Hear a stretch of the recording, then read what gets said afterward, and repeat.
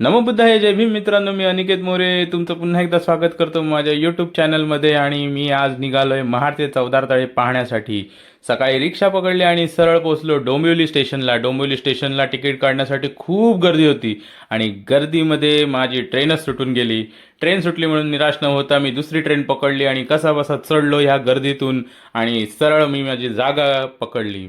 आणि जागा पकडली. जागा मिळाल्यानंतरला थोडंसं निष्ठेचा श्वास सोडला. म्हणालो ठाण्याला थोडीफार कमी गर्दी असेल, पण चुकलो आणि ठाण्याला पाहिलं तर एकदम तुडुंब गर्दी होती. त्या गर्दीतून कसाबसी वाट काढत मी पोहोचलो अखेर नेरुळला. आणि नेरुळला पोहोचल्यानंतरला मग मला जायचं होतं पनवेलला आणि थोडी गर्दी कमी झाली होती तेव्हा जरा बरं वाटलं. मग पनवेलला पोहोचल्यानंतरला मी एक साईड पकडून आणि आपला सरळ पोहोचलो एस टी स्टँडला. एस टी स्टँडला गेल्यानंतरला मला मिळाली एक एस टी आणि एस टी मिळाली आणि मी म्हणालो आता पोहोचेन लवकर. पण माझा अंदाज चुकीचा ठरला आणि एस टी ड्रायव्हर नवीन असल्यामुळे त्याने मला घेऊन गेला अलिबागला. आता अलिबागला तर जायचं नव्हतं, मला जायचं होतं महाडला. मग शेवटी पुन्हा त्याने एस टी वळवली आणि मग आम्ही थेट पोहोचलो महाडमध्ये.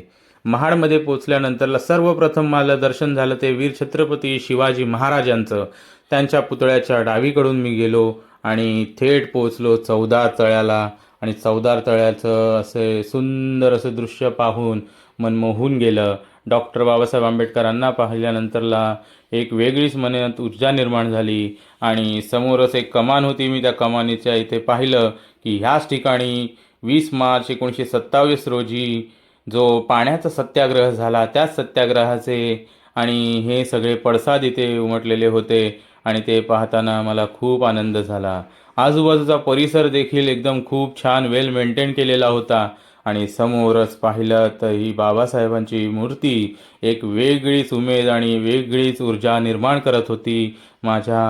शेवटी मी मूर्तीची प्रदक्षिणा घेतली आणि बाबासाहेबांना वंदन करून अभिवादन करून पुढे निघालो.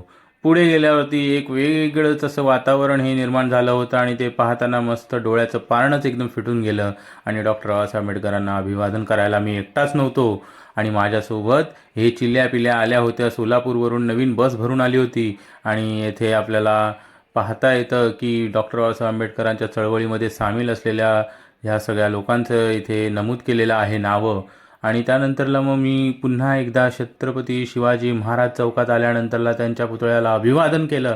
आणि मग पुढे आल्यानंतरला वीर माता जिजाऊ यांच्या उद्यानामध्ये भेट देऊन पुन्हा माझा परतीचा प्रवास सुरू केला. आणि अखेर मी येऊन घरी पोहोचलो. कसा वाटला तुम्हाला माझा